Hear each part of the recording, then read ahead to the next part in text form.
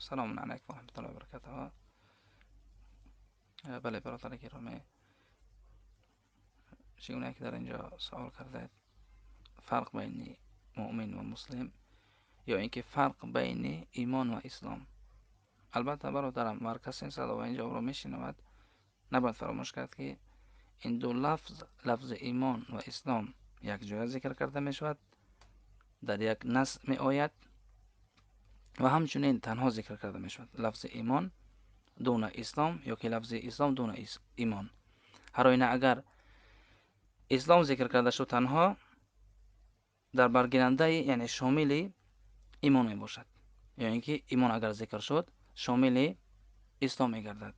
فهم دوستان، مثال گفته می شود که فلانه مؤمن است، فلانه مؤمن است یعنی فلانه مسلمان است، فلانه مسلمان است. یا که گفته شود که فلانه مسلمان است یعنی اون شخص مؤمن است. این در اصل یعنی که اصل همین گونه است، ولیکن چگونه که اهل علم بیان کرده اند اذا اجتمع افترقا. هر این اگر اجتماع شد یعنی که لفظ ایمان و اسلام یک جای آمد در معنا افتراق می شود، یعنی که فرق می کند، در معنا فرق می کند.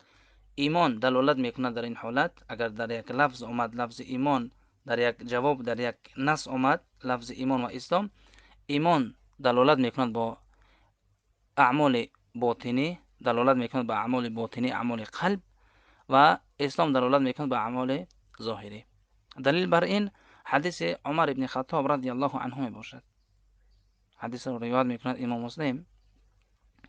روز از روزها جبرئیل علیه السلام نزد پیامبر صلی الله علیه و سلم آمد، از او سوال کرد، از پیامبر سوال کرد که یا رسول الله اخبرنی عن الاسلام، برای من خبر بده ای رسول الله از اسلام، اسلام چیست؟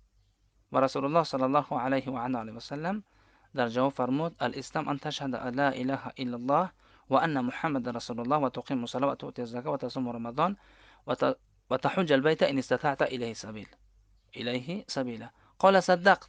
قال فأخبرني عن الإيمان. قال أن تؤمن بالله وملائكته وكتبه ورسله واليوم الآخر وتؤمن بالقدر خيره وشره.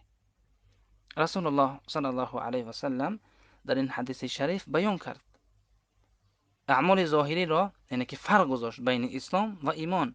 اعمال ظاهری را اسلام نام گذاشت، مانند نطق کردن با زبان اشهد ان لا اله الا الله، گواهی میدم که نیست معبود بر حق جز الله سبحانه و تعالی، و اشهد ان محمدا عبده و رسوله، و اشهد ان محمدا عبده و رسول محمد صلی الله علیه و سلم، گواهی میدهم شهادت میدهم که محمد صلی الله علیه و سلم بنده الله و فرستاده الله است. و تقیم الصلاه، و اینه که خواندن نماز، برپا داشتن نماز و زکات دادن، روزه گرفتن، حج کردن. پیامبر صلی الله علیه و سلم این اعمال ظاهری را اسلام نام گذاشت. و اعمال باطنی را مانند اینکه اقرار کردن با قلب، یعنی که قبول کردن، باور کردن، تسلیم شدن، ایمان آوردن به الله سبحانه و تعالی، به وحدانیت الله سبحانه و تعالی، ایمان آوردن به فرشته های الله سبحانه و تعالی و ملائکه ها، ایمان آوردن به کتاب های الله، به رسولان یعنی که به پیامبران الله سبحانه و تعالی ایمان آوردن، به روز آخرت ایمان آوردن و ایمان آوردن همچنین به تقدیر نیکی و بدی.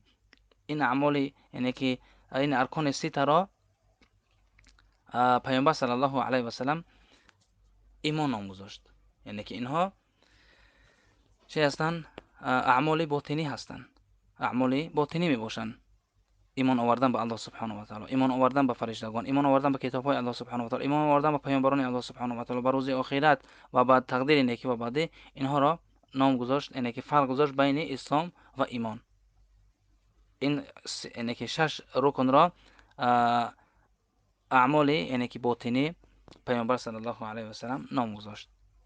و همچنین دلیل بر این سخن الله سبحانه و تعالی، چگونه که الله سبحانه و تعالی در شأن اعراب با دانشین ها چی فرمود؟ الله سبحانه و تعالی قالت الاعراب آمنا، اعراب گفتن با دانشین ها که ما ایمان آوردیم. قل لم تؤمنوا ولكن قولوا اسلمنا ولما يدخل الايمان في قلوبكم. الله فرمود وقتی که اونها دعوا کردن که ما ایمان آورده ایم، الله فرمود که قل، بگو ای پیامبر، لم تؤمنوا، شما ایمان نآورده اید، شما ایمان نآورده اید، ولکن قولوا اسلمنا، ولکن گویید که ما اسلام آوردیم، ما مسلمان شدیم. ولما يدخل الایمان فی قلوبکم، ایمان تا هنوز در قلب های شما راسخ، یعنی که در قلب های شما جایگزین نشده است. شما ظاهرا گفتید که الله یگانه است و محمد صلی الله علیه و سلم بنده الله و فرستاده الله است، اما ایمان در قلب های شما جایگزین نشده است. و الله سبحانه و تعالی در این آیه مبارکه اعمال باطنی را در قلب جایگزین کرده است. فما اینه که ایمان را در قلب بیان کرده است، یعنی که ایمان اعمال چی است؟ باطنی می باشد، اعمال باطنی می باشد.